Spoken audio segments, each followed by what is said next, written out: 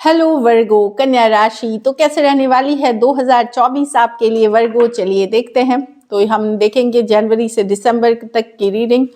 1 bye 1 cards पुल करेंगे। जनवरी से दिसंबर तक के लिए हर महीने के लिए एक एक कार्ड पुल करेंगे एनर्जीज चेक इन करने के लिए वर्गो। अगर आप स्टक महसूस कर रहे हैं अपने जॉब में, करियर में, इन जनरल लाइफ में, कंसल्टेशन चाहते हैं, क्लैरिटी चाहते हैं सिचुएशंस में, तो डिस्क्रिप्शन बॉक्स में नंबर है, व्हाट्सएप मैसेज करें डिटेल्स के लिए। तो वर्गो सबसे पहले हम एज यूजुअल देखेंगे आपकी 12 मंथ्स की रीडिंग, उसके बाद एक गाइडेंस कार्ड पुल करेंगे। दूसरी चीज़ है कि ये आप सन साइन जो ज़ोडिएक साइन है, मून साइन जो आपकी चंद्र राशि है या नाम की राशि से देख सकते हैं। तो चलिए ऑल द बेस्ट, देखते हैं वर्गो कैसी रहेगी। अगर ये वीडियो अच्छी लगे तो लाइक करिए, सब्सक्राइब करिए और बहुत बहुत शुक्रिया इसके लिए। कैसी रहेगी वर्गो की जनवरी से दिसंबर 2024।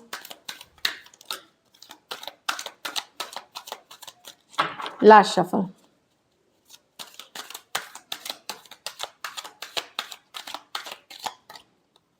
जनवरी में कुछ पास्ट जो पीछे जो बीत चुकी है घटना, उसके लिए थोड़े से पछतावे वाली एनर्जी में रह सकते हैं, रिग्रेट वाली एनर्जी में रह सकते हैं।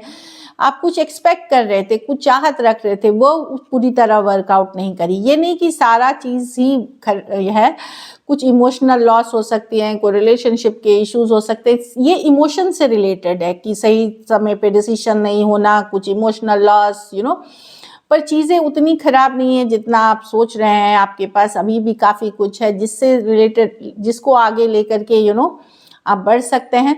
तो पास्ट से निकलने की ज़रूरत है, पास्ट पे फोकस ना करें। जो बीत गई 2023 में कुछ चीज़ें हुई जो अभी भी आपको अपसेट कर सकती हैं जनवरी में। तो एक पॉजिटिव वाइब के साथ आगे बढ़े, एक पॉजिटिव माइंडसेट के साथ आगे बढ़े।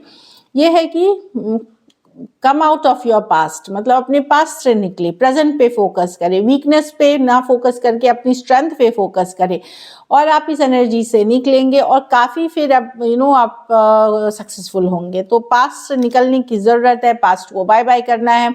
2023 की या उसके पहले की घटनाओं को भूलना है, जो बीत गई सो बात गई, और प्रेजेंट पे फोकस करिए 2024 में। ये कार्ड्स बता रही है। फरवरी में डेफिनेटली हो सकता है कोई गाइड मेंटर गुरु आपकी मदद कर सकते हैं हेरोफांट के साथ अपने लाइफ के डिसीजंस लेने में। कुछ सिचुएशंस में कोई सरकारी नौकरी या कोई बड़े ट्रेडिशनल कंपनी में नौकरी हो सकती है। स्टूडेंट को अपने मन की कॉलेज में दाखिला मिल सकता है। शादी हो सकती है, लेकिन ये अरेंज मैरिज, कम्युनिटी में इस तरह की मैरिज होते हुए दिख सकती है। आपके घर में कोई पूजा पाठ, कोई शुभ कोई शुभ काम भी होता हुआ दिख रहा है फरवरी में। तो काफ़ी अच्छी कार्ड है द हेरोफांट के साथ।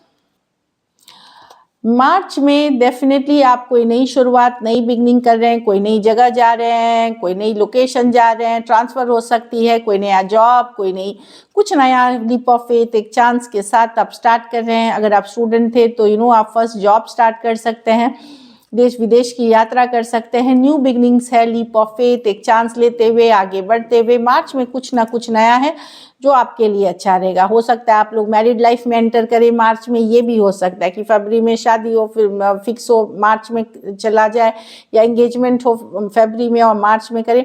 तो समथिंग न्यू आप डेफिनेटली कर रहे हैं फूल के साथ, एक नई बिगनिंग, एक नई शुरुआत, या फिर आपकी लाइफ एक नई दौर के तरफ मार्च से आगे बढ़ेगी। अप्रैल क्लैरिटी मिलते हुए, आगे बढ़ते हुए, फॉरवर्ड मूवमेंट होते हुए, सक्सेस मिलते हुए दिखेगी। अगर स्टक थी सिचुएशन, आपको क्लैरिटी नहीं थी, वहाँ आगे बढ़ेंगे। अगर आपकी किसी तरह की लीगल मैटर चल रही है, वहाँ भी चीज़ें आगे बढ़ेंगी आपकी फेवर में। डेफिनेटली ये बहुत सक्सेस की कार्ड है। जिसके लिए आपने मेहनत की है, एफर्ट की है, प्रमोशन हो सकता है, रेज हो सकती है, नई जॉब हो सकती है, सक्सेस की कार्ड मानी जाती है। लीगल फील्ड में आगे बढ़ने की कार्ड है, तो ब्यूटीफुल एनर्जीज है। तो मैं अप्रैल बहुत अच्छी देख रही हूँ। एक्चुअली जनवरी ही थोड़ा सा है, फिर फरवरी, मार्च, अप्रैल अच्छी कार्ड्स है आपके लिए। मई में थोड़ा सा मैं देख रही हूँ कि आपको वेट या डिले होगी चीज़ों में, थोड़ी देर सवेर हो सकती है, डिले हो सकती है मई में। जो चीज़ आप एक्सपेक्ट कर रहे हैं उसमें देरी से होना, या पार्शली मतलब थोड़ा सा सक्सेसफुल होना, बाकी वेट करना बाकी के सक्सेस के लिए, इस तरह एक वेटिंग वाली या डिले वाली एनर्जी में दिख रही है मुझे, कोई भी सिचुएशन से रिलेटेड जो आपके लिए इम्पॉर्टेंट है। जून में एक तो लड़ाई झगड़े करने वाले लोगों से बचे, ड्रामा करने वाले लोगों से बचे, कंपटीशन बहुत हो सकता है। अगर एग्जाम्स दे रहे हैं तो वहाँ पूरी तैयारी के साथ जाए, अपनी कॉन्फिडेंस बरकरार रखें। दूसरी चीज़ है कि ऑफिस पॉलिटिक्स हो सकती है, छोटी छोटी बातों का बतंगड़ बन सकता है, वहाँ ऐसी लोगों से दूरियां बनाए या अपनी को एक डिप्लोमेटिक हाई हेलो सिचुएशन में रखे। बाहरी लोगों का इन्वॉल्वमेंट हो सकता है आपके लाइफ में, जो आपके पर्सनल लाइफ में, प्रोफेशनल लाइफ में केओस या कन्फ्लिक्ट ला सकते हैं। दूर रहे उनको, बाहरी लोगों को कट करें अगर आप ऐसे सिचुएशन में हैं तो वो तो जून की एनर्जी है। जुलाई में डेफिनेटली आप देखोगे आपकी सिचुएशन इम्प्रूव होगी, इम्प्रूवमेंट इन सिचुएशन। कोई ज़मीन जायदाद जगह खरीद सकते हो, इन्वेस्टमेंट्स अच्छे कर सकते हो, आर्थिक स्थिति में मजबूती आएगी क्योंकि आपने इस पे मेहनत करी है, हार्डवर्क किया है और आपने ये बनाया है। तो कुछ के लिए मैं देख रही हूँ कि स्टेबिलिटी में इजाफा है, नाम शोहरत आपका आगे बढ़ सकता है, पॉपुलर हो सकते हैं, किसी तरह का आशीर्वाद ब्लेसिंग्स मिल सकता है, कुछ केसेस में पैतृक संपत्ति मिल सकती है आपको।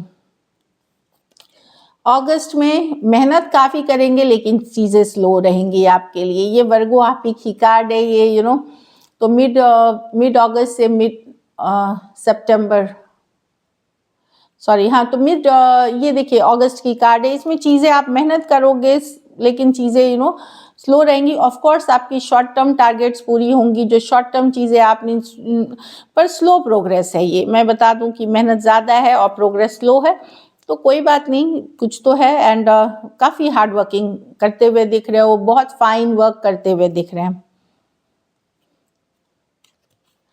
सितंबर में जितनी मेहनत करेंगे, ये आपका बर्थ मंथ ही है, मिड अगस्त मिड सितंबर के आसपास, तो जितनी मेहनत करेंगे उतनी ही आपको सफलता मिलेगी, सक्सेस मिलेगी।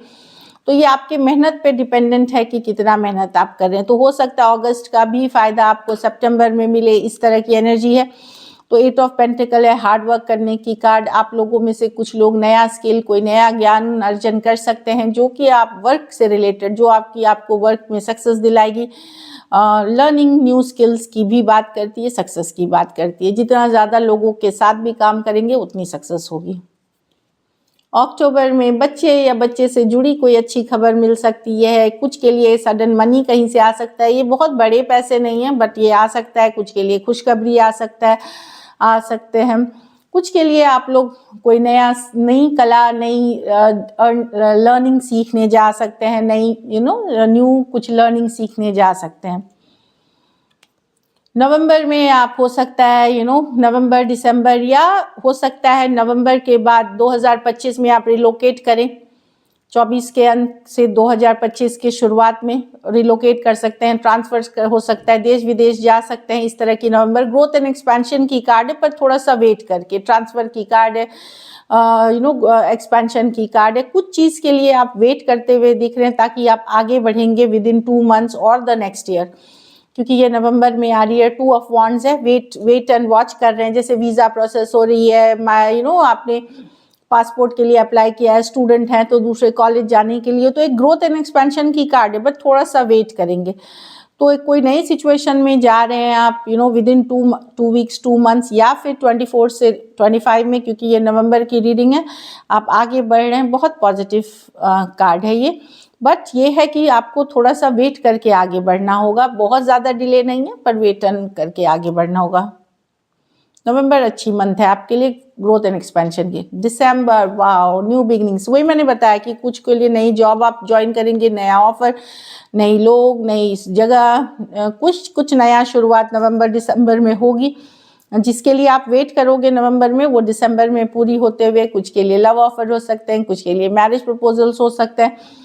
एक नई बिगनिंग, एक नई शुरुआत, एक अच्छी खुशखबरी, एक नया पोटेंशियल दिसंबर में आते हुए दिख रही है। S of cups new beginnings की कार्ड है, नई अपॉर्चुनिटीज़ है, नई मौके हैं।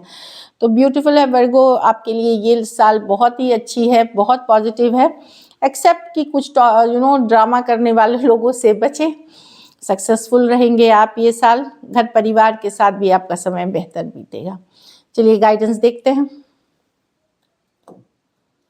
हाँ, इनडिसीशन, तो दुविधा से बचे, कंफ्यूजन में किसी डिसीशंस ना ले, कोई भी इनडिसीशन कंफ्यूजन में कोई डिसीशन ना ले। अगर आपको लग रहा है तो सलाह मशवरा करके कोई गाइडमेंट और गुरु से ये ले। थोड़ी बहुत कभी कभार आपको लग सकता है कि अरे ये सही था या वो सही था, यहाँ भी तो कोई दुविधा में ली हुई अगर क्लैरिटी नहीं है तो बड़े डिसीशंस ना ले। और अगर ऐसा सिचुएशन है तो किसी गाइडमेंट और गुरु से आप गाइडेंस ले करके आप आगे बढ़ें, सही डिसीशंस ले सकेंगे तभी। और अपनी अंतरात्मा की आवाज़ सुने, जो इनर कॉलिंग होती है, इनर वॉइस होती है, वो आपको इस इनडिसीशन जो एक दुविधा की स्थिति से भी उबारने में मदद करेगी। So this is it, thank you so much and stay blessed, thank you.